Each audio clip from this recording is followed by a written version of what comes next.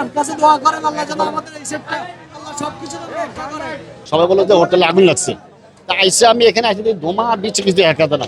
সবাই দোয়া করেন। কিছু লাগছে হোটেল থেকে, হোটেলের গ্যাসের সিলিন্ডার থেকে। আমার ছোট বন্ধু দোকান এটা, এখান থেকে দুঃখ করছে বাড়িতে গেছে পরশুদিন, ওদের এই অবস্থা আইসা দিয়ে এই যে ধোঁয়া বৃষ্টি আর কিছু দেখা যায় না। আমরা খালি মালসাবা টাইনা পার করছি, আর যে জন্য পারছে খালি পানি কে মারছে, বুঝছেন ভাই। এই তোর ক্ষতিপূরণ দেওয়া দেখতেছেন এই অবস্থা ক্ষতিপূরণ লাগছে গ্যাস সিলিন্ডার থেকে। গ্যাস সিলিন্ডার ব্লাস্ট হওয়ার পর থেকে আপনার ধোঁয়া দেখছে এলাকাবাসী, এলাকার মানুষজন। তারপর থেকে সবাই এখানে আসার পরে ধোঁয়া ছিল অনেক।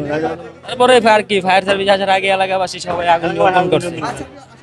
ওনাদের ভূমিকা আছে, আমরা ওনাদের অস্বীকার করি। ওনাদের ভূমিকা আছে, এলাকাবাসীরও ভূমিকা আছে, এটা আগুন নিবানের আর কি আছে। আগুন নিয়ন্ত্রণ আমাদের এলাকায় ছোট ভাইরা আছে, ছোট ভাইরা ওরাই আগুন নিয়ন্ত্রণ করছে। চালু উঠে অনেক কষ্ট করে আগুন নিয়ন্ত্রণ আছে এলাকাবাসী থেকে, আর ফায়ার সার্ভিস থেকে এলাকাবাসীর ভূমিকা সবচেয়ে বেশি। অনেক টারপাল ছিল, পরে আমরা সবগুলো সরাই ফেলছি।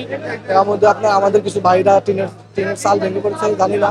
এখানে মানুষ বসবাস করে, অনেক মানুষ এখানে বসবাস করে, অনেক ব্যবসায়ী গোটাউন আছে এখানে।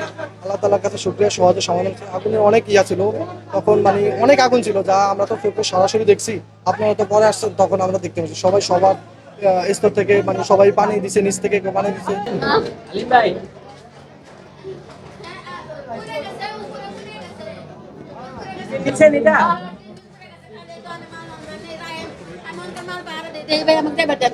আমার হাতে